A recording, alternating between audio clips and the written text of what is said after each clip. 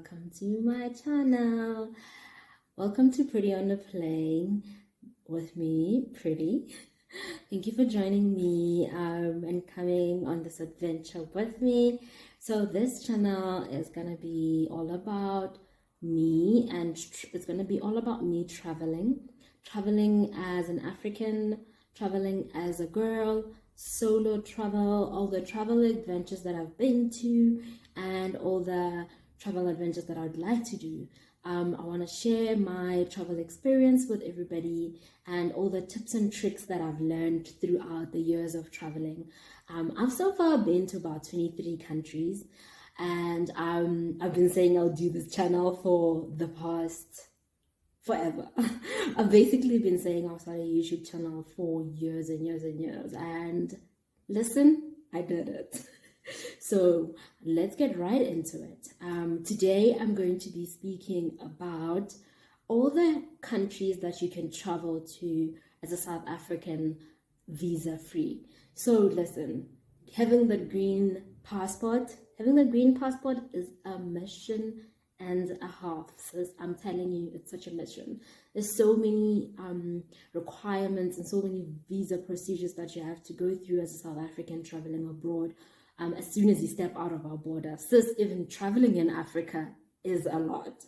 So I'm going to share some of the countries that I've been to where you don't need a visa, or the visa is on arrival and the visa process is easy. Obviously, this list is not going to be every single country that you can go to visa free, but this would be the ones that I've done and all the insights into them. So let's get into it.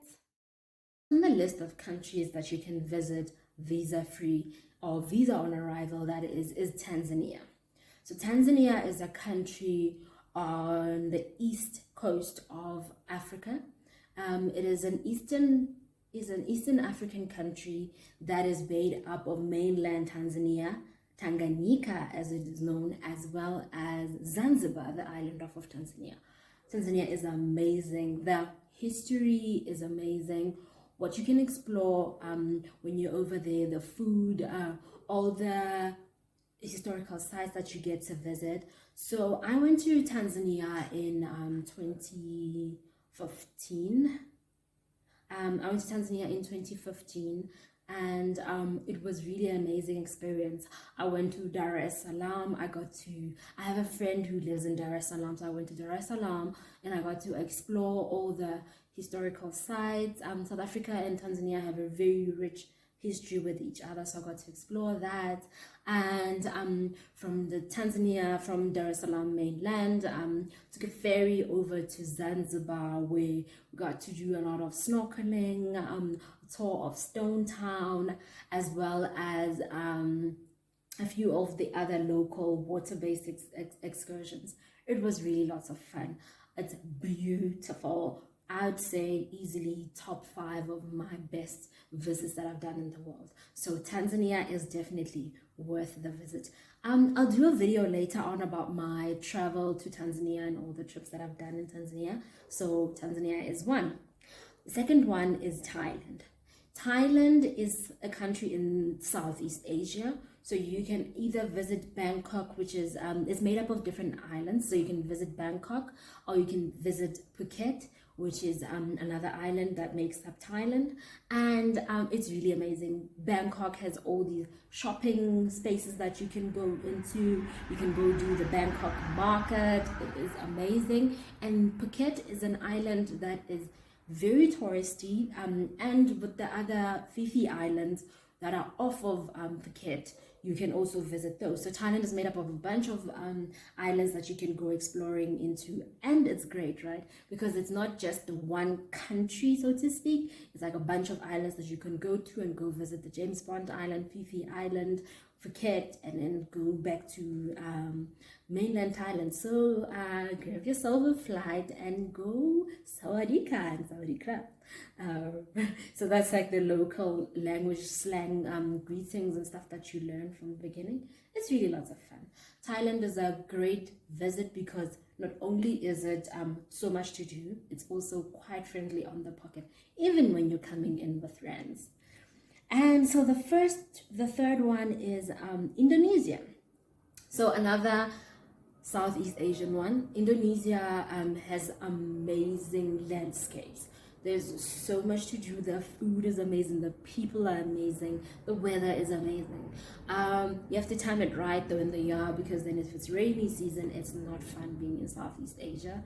But I promise you, Indonesia is amazing. You will absolutely love it. So you go to Bali. I know everybody and their cousin and their mother on Instagram has done Bali, but listen, it's actually worth doing it. It's one of those really affordable travel places where you can go as a brown person and not feel out of place, and it's really great. So just visit Indonesia. And fourth of my list is Swaziland. So Swaziland is an enclave in South Africa. Fun fact, Swaziland is the only remaining complete monarchy in the world. See, Swaziland is a small country, right? It's only about 4 hours drive from Johannesburg, South Africa. Well, depending on which part of the country you're coming from. But it's only about 4 hours drive from Johannesburg, and it's great. You can just take a weekend, drive a Friday, go explore Swaziland. The country is small, right? So there's not too much to do, but it's worth a visit because you still get to experience the history, the monarchy, experience the history of Swaziland and South Africa. It's just a little exploring. So you can literally just make it a weekend travel. So Swaziland is definitely worth it. The best thing about it is that the currency is 1-to-1 to South Africa, so you don't really need to be wondering how much your spending is going to be. So not too much planning from that front. So Swaziland is definitely a must-do. While we're in Southern Africa, the next one is Mozambique. So with Mozambique, you also don't need a visa. Mozambique is amazing beaches, and you can also do Ponta de Oro, you can do Xai-Xai, or you can do the other islands off of the Portuguese islands off of Mozambique. You could either drive into Mozambique and take a ferry to the islands, or fly into Mozambique and take a ferry into the islands. So I'll also do a blog about all these countries. I'll do several vlogs about all these countries that I've visited locally, that are easy travels because they're so close. They're not too expensive to explore, and you don't need a visa. So Mozambique is one of them. And the other one is Zimbabwe. I'm going to speak about Zimbabwe and Zambia almost as one that you can explore, because I've done both of them, but I did Zambia only for the Victoria Falls side. Victoria Falls is an amazing nature wonder. It is absolutely breathtaking. You get there and you're just like, wow, I can't believe this actually exists in nature. It is stunning. It is definitely a must do. Yes, I'm here to correct myself. The country is no longer called Swaziland. In celebration of the 50th anniversary of its independence, Swaziland changed their name to Eswatini.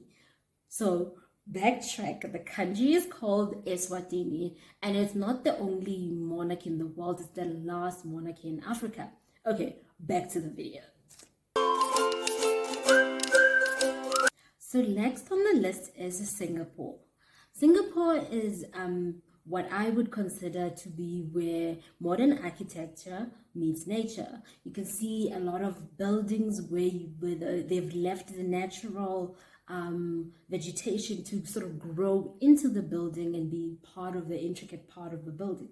It's really, really beautiful.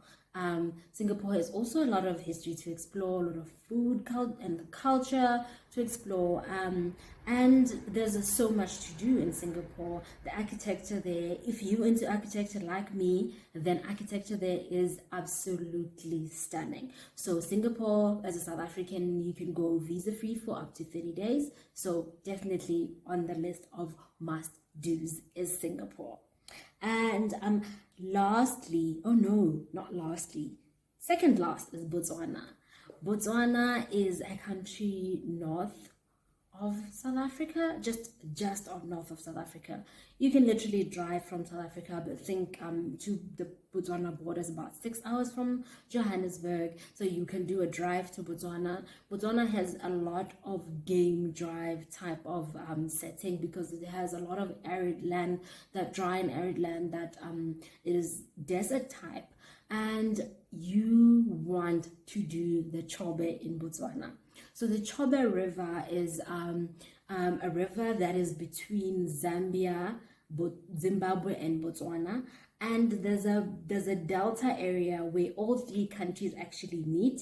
And if you go on the Chobe, you can do a boat game drive.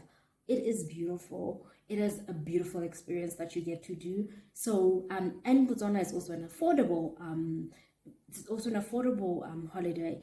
Either you're coming from South Africa or from anywhere else in the world, when you're coming in with dollars, pounds, or even rands, Botswana is still one of the most affordable experiences. Also for me, being a native Tswana speaker, it just makes it so much easier to say, well, one of the languages that I speak, I'll get into the language thing, but one of the languages that I speak being Tswana, it just makes it so much easier to travel in Botswana. But I mean, having been a British colony in the past, everybody pretty much speaks English. Well, I guess that is quite applicable for a large part of Southern Africa. I wanted to say all of it, but a large part of Southern Africa.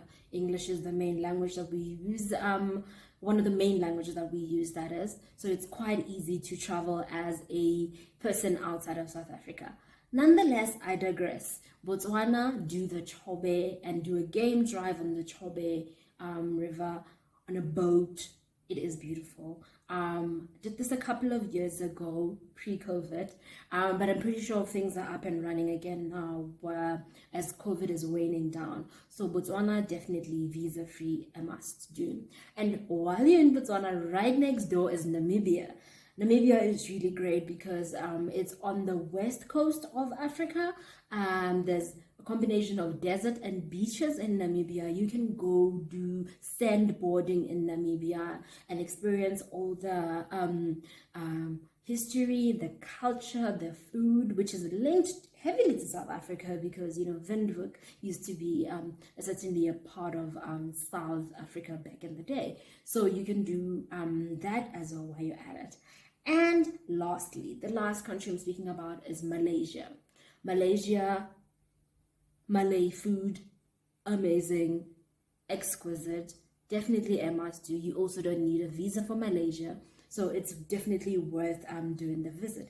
And that brings me to the end of the list of countries that I have done where you don't need a visa. This is not an exhaustive list. This is the ones that I just wanted to speak about and give a bit more detail into, and fun places that can be easy trips to plan, where you don't have to worry about the visa aspect of it. I think something worth mentioning is when you're going to certain parts of Africa, such as Zambia and Tanzania, you might need a yellow fever certificate. So it is worthwhile going and finding clinics. I know clinics, when you're in Johannesburg, clinics such as Rosebank Travel Clinic actually do the yellow fever vaccination. So you must just have that at the back of your mind when you're planning the trip. You don't have to worry about the visa though. So that is the plus side of it. Okay, and while we're at it, you know what to do. Subscribe to my channel to get more travel tips and tricks. To hear more about my travel adventure, subscribe to the channel, click on the bell so that you can get notification when I put up my videos, and most importantly, like the video, comment and let me know what you think. Let me know which countries you have been to that don't need visas and what you would like me to speak about when it comes to travel. See you next time, and thank you for joining my channel. Love it.